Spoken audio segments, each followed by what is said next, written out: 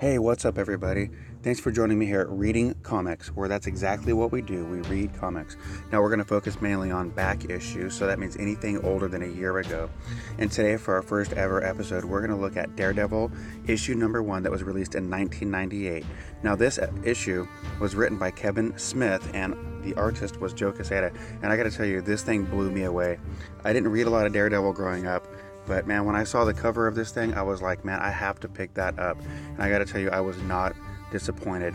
First of all, taking a look at this cover, the background is amazing with that faded gray backdrop, and then you've got Daredevil in his bright red uniform throwing his baton, and the string or the wires all wrapped around him. That line is just crazy. It's all good stuff.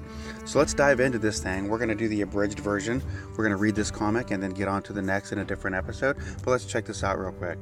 So we open up here, and if you're familiar with Daredevil, you know that he was dating a girl named Karen Page, and their relationship was this on again, off again thing where she was leaving and coming back and leaving and coming back. And throughout that whole time, Daredevil stuck with her through addiction and just all kinds of issues. So we open up here, and she's basically writing him a letter saying, hey, you know, this is kind of how things went, but I could tell when I look at you, you're forgiving, but you're not really forgetting, and I can't deal with that. So she gets offered a job in California that she decides to take. And she just goes on to write this letter. And if you ever buy this issue, which I would suggest, it's actually worth the read, because when I say Kevin Smith is a good writer, I mean, the dude can seriously write, especially comic books, because that's his bread and butter. Anyway, so Karen is saying, after all this, we just need some time apart to think about what's going on. So I love you, and I'll keep you in my prayers, but I'm gone. We cut to a hospital here where there's a maternity ward, and you see this nurse walking in, and she looks like she's tired and talking about how they're always understaffed and whatnot. And then she goes into the maternity ward, and bam, she catches fire. We cut from that to a girl named Gwyneth who's running with a little baby. Now, we don't know exactly what's going on at this point. We do know that she's being chased by a car, and it tells us that earlier in the day she woke up to some guys. One of them is standing over her dead father, while the other one was in the process of killing her mother. So she took the baby and ran. They continue to chase, and you can see right here, this guy's looking down the alley trying to get her, but she does a pretty good job of hiding. And then at the bottom here, we're back to Matt Murdock. Now, Matt decided that he's going to go to confessional because he's feeling really lost and lonely with Karen leaving him yet again. I think he feels like there's something final about the letter that she wrote and that she's not coming back. So as he's doing that, you can see at the bottom here, he picks up a little heartbeat, and all throughout the page, that heartbeat gets faster and faster, and then he picks up another heartbeat as Gwyneth is getting closer to his proximity. So the priest here is actually kind of funny, because he's basically saying, you know, we have this thing called Catholic guilt. It's what you people do when the person who you're with leaves you, essentially. But then Daredevil's like, man, I got my tights on beneath. I'm going to go find out what this heartbeat's about. And then we open this beautiful title page here, Guardian Devil Part 1, and a child shall lead them all. This picture to me is so great with the doves, and you have the sun coming up behind him, and then Matt Murdock here. It's just great art. It's just a good pose. I love it. So then we continue on with this chase, and Gwyneth is still being chased by these two goons, and she's doing the classic, let's run down the middle of the road here so the car can get me. But all of a sudden, Daredevil punches through the glass and grabs this guy by the neck, causes him to swerve off the road. And during this time, he's thinking to himself, how do these goons, like, are they not watching the news? Like, do they not know that I'm here? And even though they see that, they're still chasing this girl, thinking that they have a chance. So they hit the fire extinguisher, and he lands, and he's trying to figure out what is going on. So he checks on the two goons, and we see the guy here's got a busted knee, and the other guy's just knocked the hell out because I guess he's driving a Ford and the airbags just didn't work. So then the police arrive, and he turns the guy with the busted knee over to them and has to try to explain to him to the cops what happened. And we go back to him and his law office, and he's sitting at his desk, and he's thinking about Karen, because he's finding strands of her hair. With his heightened senses, he can still smell her, he can taste her on his toothbrush, and it's just driving him crazy. So he decides he's going to call his ex-girlfriend Natasha Black Widow, because they used to date some time ago. And right as he's getting ready to dial, Foggy walks in with a new client who just happens to be involved in a multi-million-dollar divorce. So Foggy, even though these guys don't usually take these cases, Foggy's trying to push this girl because A, he thinks she's hot, and B, it's a multi-million-dollar divorce, so really, why wouldn't you? So he wants to introduce her to the senior partner, which is Matt Murdock, but then all of a sudden Matt Murdock starts picking up these heartbeats again. So then we cut to the bad guys. You can see these guys are being thoroughly chastised, but whoever this guy is right here with the golf putt, this is obviously the main asshole because look at him. Only assholes play golf, right? Is that what it is? So he says, you guys better get out of here or I'm going to unleash my wrath and not forget your failure. So they get into the elevator and all of a sudden they become fish. Daredevil decides he's going to clear his head by going out and doing some Spider-Man-like web swinging, only he's going to be jumping from rooftop to rooftop.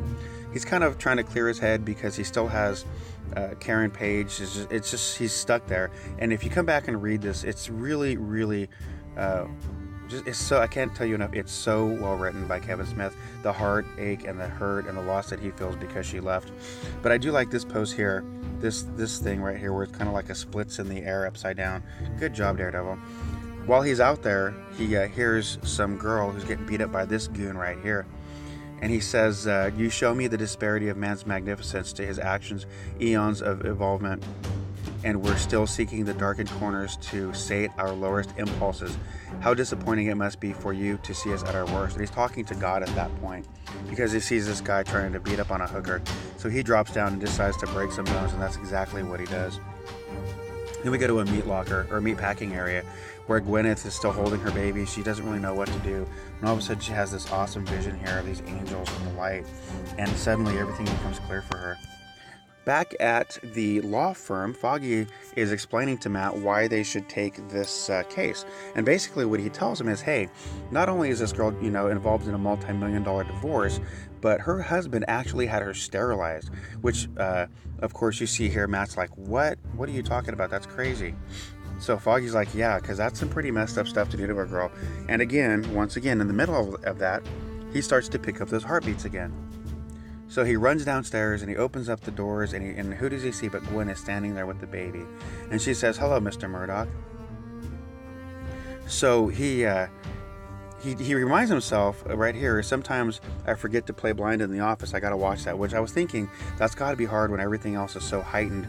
And you're not supposed to know where certain things are, or you're supposed to kind of, I guess, act dumb. And he has a hard time doing that.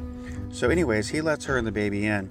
And they go inside his little room there, and she basically tells him what happened about how she had this baby, but she's never been with a man, so she's still a virgin, which of course throws Matt because he's having all kinds of issues with religion as it is.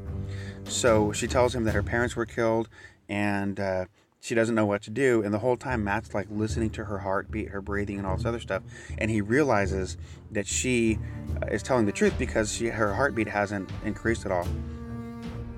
And she also finds out right here at the very bottom, Mr. Murdock, the angel told me that you're Daredevil, which of course throws him. So she goes back to religion and asking him if he studies the Bible, and he's just kind of like flabbergasted because she just basically dimed out the fact that she knows who he is. And she says, look, this baby is special, you have to keep him safe. And then she gives him a kiss, and he says her kiss is almost ethereal, which is kind of interesting. And so then she tells him to keep the faith and hands him the baby. And he's like, wait a second, I'm not a dad. What are you doing out here? And then all of a sudden we have the final ending splash page here with a Foggy who's looking hella confused. We've got the girl over here on the right who's like, almost like, you didn't tell me you were a dad when you took me out and we had sex or whatever. And he's holding the baby just thinking, what the hell am I supposed to do? And at the bottom here we got this cool little pose of what I'm assuming is supposed to be Lucifer. So anyways, so that wraps up episode 1 or issue 1 of Daredevil 1 that came out in 1998. As you can see, beautiful art, everything's good. I mean, it's to me, it's what a comic book should be. No girls with big boobs, bouncing around, anything like that. It's just what a comic book should be. The art's fantastic, the action's fantastic, it's a great story. So we'll see what happens the next time we get together and look at Daredevil issue number 2.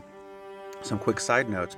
In case you're wondering, I read all my comic books on Marvel Unlimited or Comixology. They have got the full page that we did tonight, or they have the Smart Panel, which I might use in the future. I think that they are two great ways to read comic books if you guys are into that kind of stuff. And like I said at the beginning of this, we're going to be going back and looking at some back issues. I'm going to try to stay with stories until that particular story arc is over, and then I'll go to something else. And it's not just going to be Marvel and DC. We're going to start out there, but we'll get into some other stuff too that I've liked, and hopefully get some people interested in comic books. I feel like this is a good way for you to be introduced to them without actually having to go out and pay for them, at least not right now, because as we know, comic books right now are like $3.50 to $4 a pop, and that stuff gets really expensive. So check back with me. I'll be posting stuff frequently. That's Reading Comics. And if you like the video here, then like it. If you feel like you want to subscribe, so when I do other issues and episodes, you'll be the first one who is notified. At any rate, thanks for joining me. Take care and be safe.